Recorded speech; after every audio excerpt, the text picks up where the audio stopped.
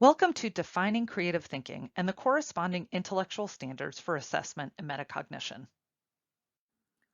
One of the limitations of incorporating creative thinking in the classroom is the perceived difficulty in assessing or testing it, especially based on the tendency towards quantitative assessment that many of us are familiar and comfortable with. Researchers such as Ellis Paul Torrance, creator of the Torrance test, have attempted to quantify creativity in the following ways: by testing fluency of thought through the number of alternatives generated, testing flexibility of thought through the diversity of topics represented in the alternatives, testing the originality of thought by the statistical rarity of the responses, and the elaboration of thinking through the ability to add details and fill in the gaps. An example of the Torrance test might look something like this, where participants are given simple shapes with which to make a picture. With little constraints and no context, the outcomes are judged on quantity and novelty, but not necessarily on context, appropriateness, or goodness of fit to a particular problem. It also focuses almost entirely on the outcome and not necessarily the process, which in the context of our university and higher education, that process-oriented goodness of fit is central. Like the definition of critical thinking, the definition of creative thinking developed for the Think program is based on some well-known existing definitions, such as this one from the psychologist Mahai Csikszentmihalyi, who characterized it as involving preparation, incubation, insight, evaluation, and elaboration. And Sternberg and Lubart, who defined it as judgments about the appropriateness and usefulness of ideas and the ability to be adaptive within task constraints, are essential for criteria for creative thinking. Robert McKim, an early proponent of the value of visual thinking, also argues that the ability to move across different types of thinking or vehicles of thought is central to creativity. This translation forces a deeper understanding of the problem and potential solutions. The Think definition of creative thinking is characterized as generating new ideas within or across domains of knowledge, drawing upon or intentionally breaking with established symbolic rules and procedures.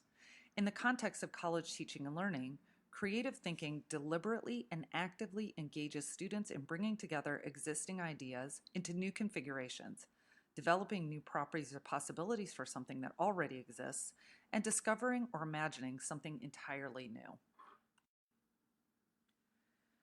Defining creativity as a thinking process that contributes to critical thinking rather than it's separate from it is a core component to our definition and involves preparation, incubation, insight, evaluation, and elaboration, making judgments about the appropriateness and usefulness of ideas, and the ability to be adaptive. And finally, moving across vehicles of thought from numbers to verbal language to visual imagery.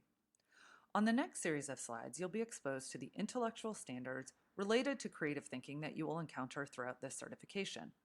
These standards are paired with specific and probing questions that help students better understand and embody these standards and help them arrive at conclusions independently. The four intellectual standards this program has identified for creative thinking involve originality, adaptability and flexibility, appropriateness, and contribution to the domain. Originality is defined as constructive imagination and independent thought. Questions that might arise from this intellectual standard are: did the idea arise from independent thought? Did you use imagination in a productive way? Adaptability and flexibility are characterized as the ability to adjust thinking under new or unstable conditions and to move among various vehicles of thought, numerical, linguistic, or visual, depending on the situation and the context.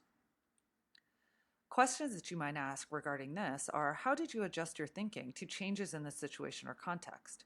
Did you adapt based on new information?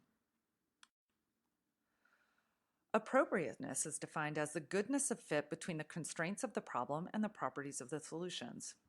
Questions here might be: does your solution fit the parameters of the problem? Is your idea pertinent to the prompt? And finally, contribution to the domain is defined as the accepted worth of new ideas within the discipline. Here, questions that we might ask is the new idea of value to the discipline? Does your solution contribute new meaning or practice that others can benefit from? One popular myth of creative thinking is that in order for good creative thinking to occur, all constraints and critique need to be kept out of the initial creative process to create open spaces where people are free to come up with ideas no matter how fruitful they ultimately are. That quantity is better than quality, especially within the initial stages. In a 2012 New Yorker article, a study done by Charlotte Nemeth, a professor of psychology at UC Berkeley, showed that while the instruction, do not criticize, is often cited as the important instruction in brainstorming, this appears to be a counterproductive strategy. Findings showed that debate and criticism do not inhibit ideas, but rather stimulate them relative to every other condition. Specifically, the study found that people who engaged in debate and criticism as a part of the creative process not only generated more diverse and appropriate ideas, but continued to generate ideas after the initial brainstorming phase because that debate had given them a richer and more diverse understanding of the problem and various solutions. In considering the intersection of creative and critical thinking, where creative thinking can have qualities such as openness to novelty, curiosity, imagination, and critical thinking can have qualities such as evaluation, categorization, logics.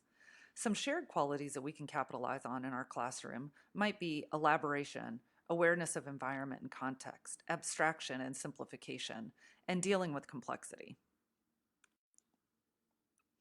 Through Think and the intellectual standards, we are trying to find important intersections between critical and creative thinking, as well as to see how either or both can expand the ways that students find answers, solve problems, and work independently.